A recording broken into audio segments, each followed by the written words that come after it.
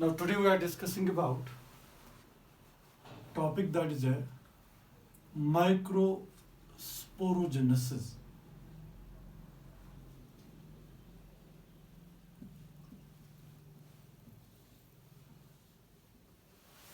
अब माइक्रोस्पोरोजेनेसिस में क्या होता है?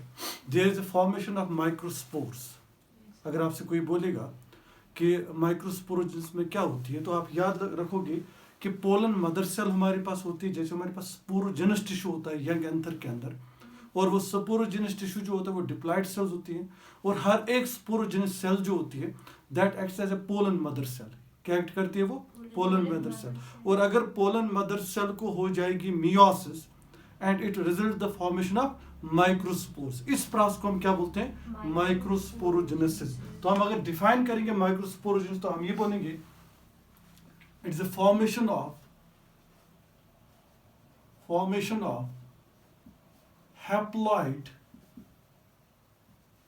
haploid means half number of chromosomes, haploid microspores from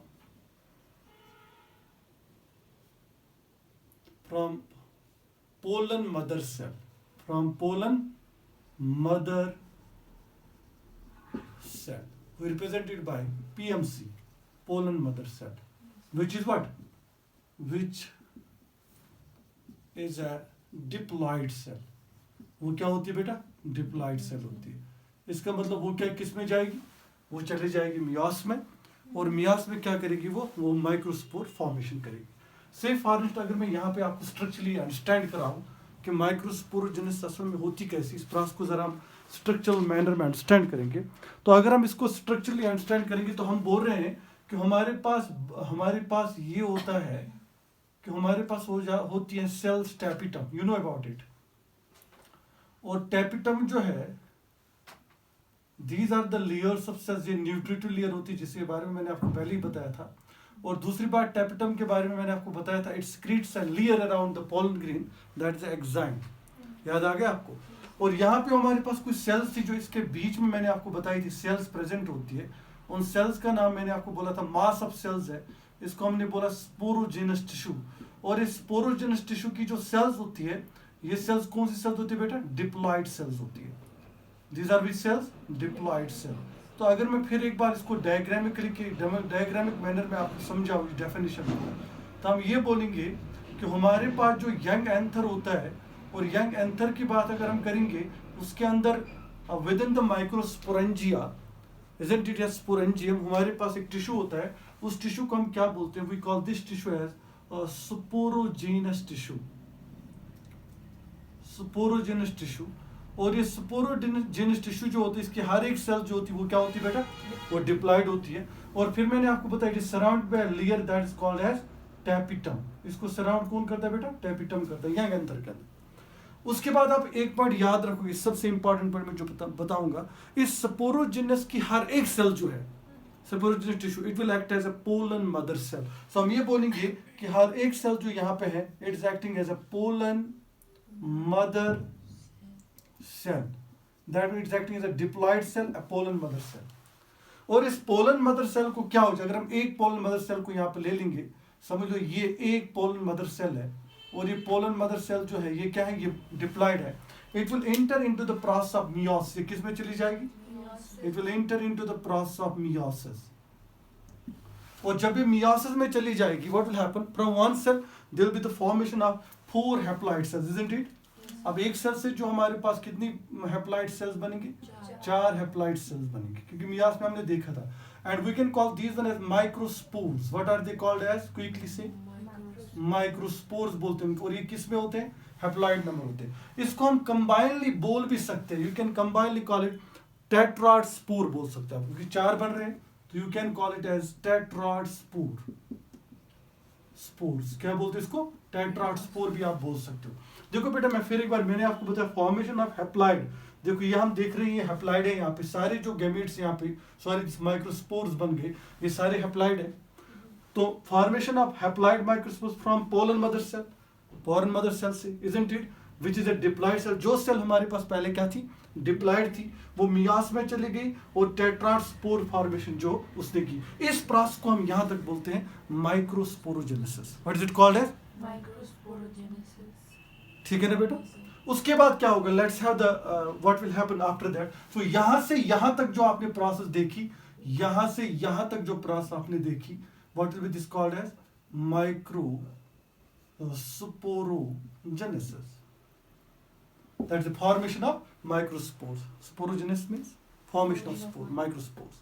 तो याद रखोगे यहां सकते हैं माइक्रोस्पोरोजेनेसिस। उसके बाद क्या होगा, let's see what will happen after that.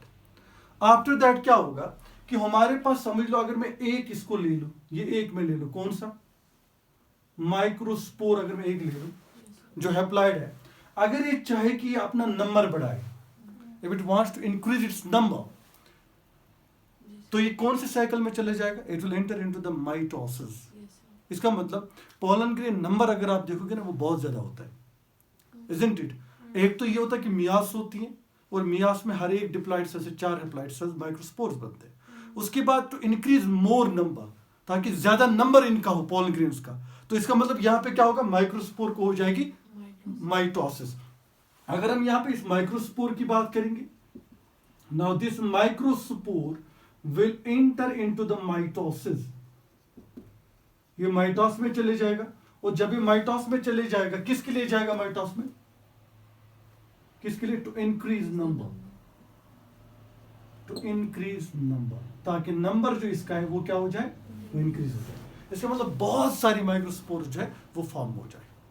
तो एक बार मैं फिर बता रहा हूं, हमारे पास स्पोरोजेनस टिश्यू जो है बिल्कुल एक माइक्रोस्पोरेंजिया के अंदर है, और इस स्पोरोजेनस टिश्यू जो है it's actually all cells are diploid there, okay. और हमारे पास हर एक सेल को हम नाम देते हैं पोलन मदर सेल, और पोलन मदर सेल इंटर करेगी मियास में और 4 माइक्रोस्पोर्स बनाएगी, जिनको हम बोलते हैं टेट्राड स्पोर, भी स्पोर फॉर्मेशन भी बोलते हैं। इस प्रोसेस को हम बोलते हैं माइक्रोस्पोरोजेनेसिस। अब हर एक, अब यहां तक के माइक्रोस्पोरोजेनेसिस है, क्योंकि स्पोर तो बन गए, माइक्रोस्पोर बन गए। अब उससे आगे क्या होगा, उससे आगे जो माइक्रोस्पोर है अपना नंबर बढ़ाएंगे। नंबर बढ़ाने के लिए दे will enter into the process of mitosis, and in a mitosis they will increase their number, वो अपना नंबर जो है वो बढ़ा देंगे। उसके बाद क्या होगा माइक्रोस्पोर के अंदर, let's see what will happen in a microspore. उसके बाद माइक्रोस्पोर के अंदर वैक्यूल फॉर्मेशन हो जाएगी। क्या हो जाएगी बेटा, this is important to understand now, कि ये हमारे पास समझ लो माइक्रोस्पोर था, अब माइक्रोस्पोर के अंदर क्या हो गया, फॉर्मेशन ऑफ वैक्यूल हो गया। समझ लो ये वैक्यूल बन गया, और वैक्यूल के साथ क्या हो गया, न्यूक्लियस जो है वो पुश हो गया टुवर्ड्स साइड।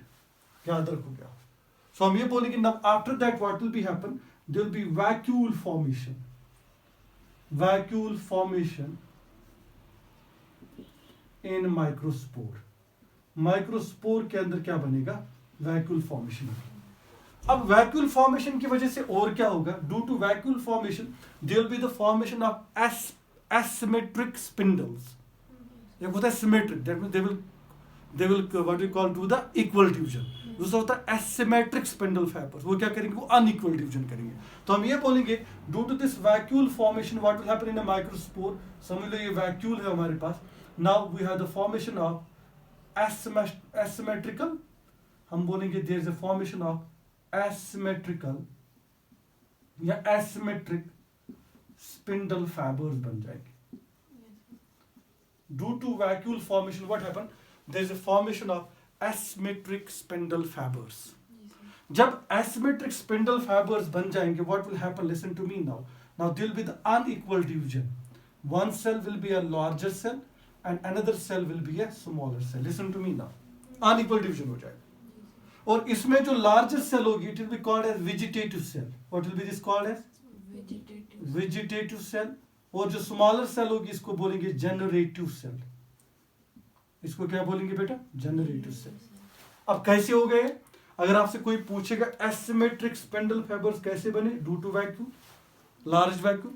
उसके बाद कोई आपको बताएगा क्या हो जाएगा, अनइक्वल डिवीजन हो जाएगा, और अनइक्वल डिवीजन की वजह से हमारे पास 2 सेल्स बनेंगे। एक लार्ज सेल होगी जिसको वेजिटेटिव सेल बोलेंगे, दूसरी स्मॉल सेल होगी उसको जनरेटिव सेल बोलेंगे। ठीक है ना बेटा। उसके बाद क्या हो जाता है, let's see now after that what will happen. Now after that, say this is a cell now this generative cell, it remains floating inside, it remains floating inside what, inside the cytoplasm of what, vegetative cell. So this large cell is a vegetative cell, and this generative cell remains what? Floating inside it. Okay, and this is a plasma membrane of vegetative cell. Then after what happens? Listen to me.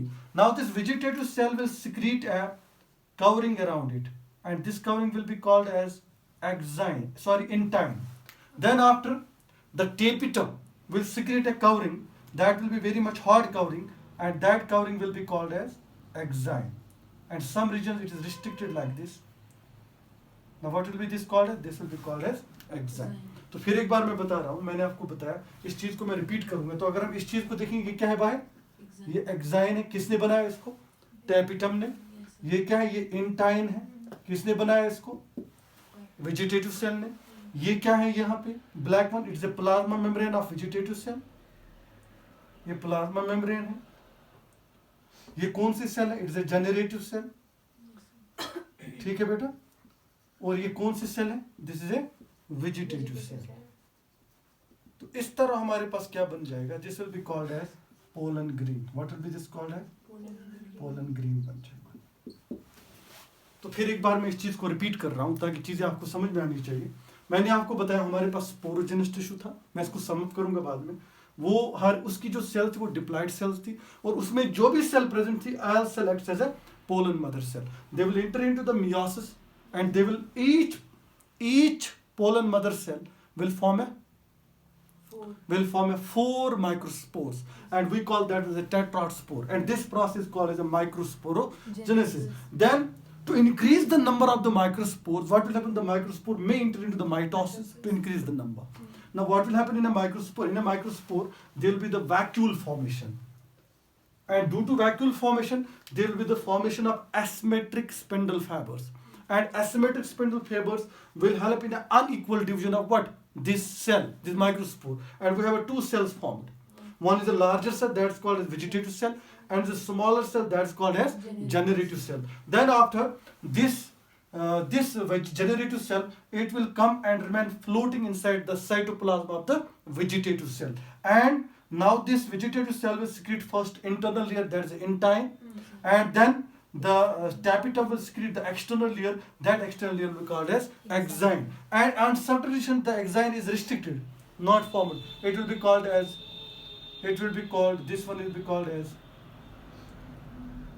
this is a pollen pore, हम बोल सकते हैं इसको. Can call it as a pollen pore.